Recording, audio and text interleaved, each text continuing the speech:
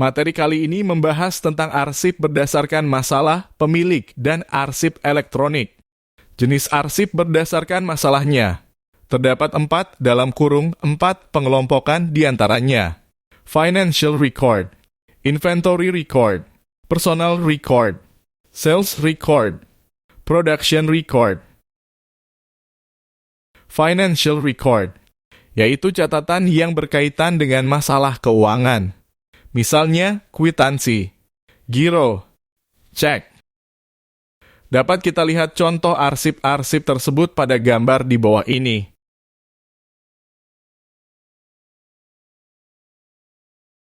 Inventory record, yaitu catatan yang berhubungan dengan masalah barang inventaris. Contoh catatan tentang jumlah barang, merek, ukuran, dan harga.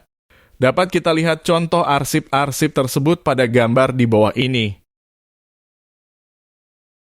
Personal record, yaitu arsip yang berhubungan dengan masalah kepegawaian. Contoh surat lamaran kerja, curriculum vitae, absensi, dan lain-lain. Dapat kita lihat contoh arsip-arsip tersebut pada gambar di bawah ini. Sales record, yaitu arsip yang berhubungan dengan masalah penjualan. Contoh, daftar agen distributor, dan daftar penjualan barang. Dapat kita lihat contoh arsip-arsip tersebut pada gambar di bawah ini. Production record, yaitu arsip yang berkaitan dengan masalah produksi. Contoh arsip tentang jenis bahan baku, jenis alat yang digunakan, data produksi barang atau jasa, dan lain-lain. Dapat kita lihat contoh arsip-arsip tersebut pada gambar di bawah ini.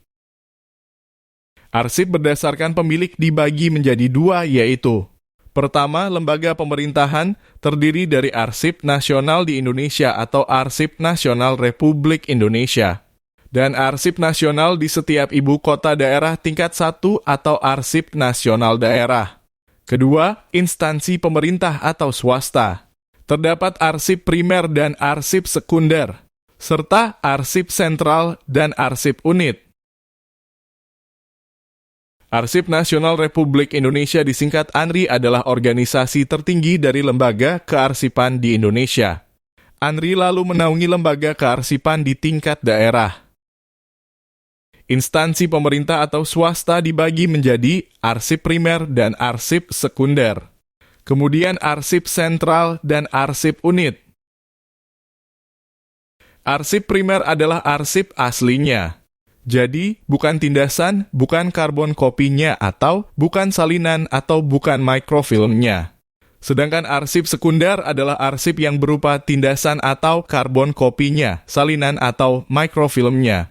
Arsip sentral adalah arsip yang disimpan pada pusat arsip atau arsip yang dipusatkan penyimpanannya. Arsip unit adalah arsip yang disebarkan penyimpanannya pada setiap bagian organisasi. Arsip elektronik adalah suatu sistem atau tata cara pengumpulan informasi berupa dokumen yang direkam dan disimpan menggunakan teknologi komputer berbentuk dokumen elektronik dengan tujuan agar dokumen mudah dilihat, dikelola, ditemukan, dan digunakan kembali. Ada beberapa contoh arsip berbentuk elektronik digital yang bisa disimpan menggunakan alat seperti komputer.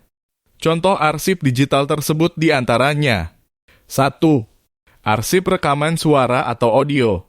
Biasanya media perekam informasinya disimpan atau direkam dalam bentuk suara. 2. Arsip rekaman gambar. 3. Arsip rekaman suara. 4. Arsip digital atau elektronik.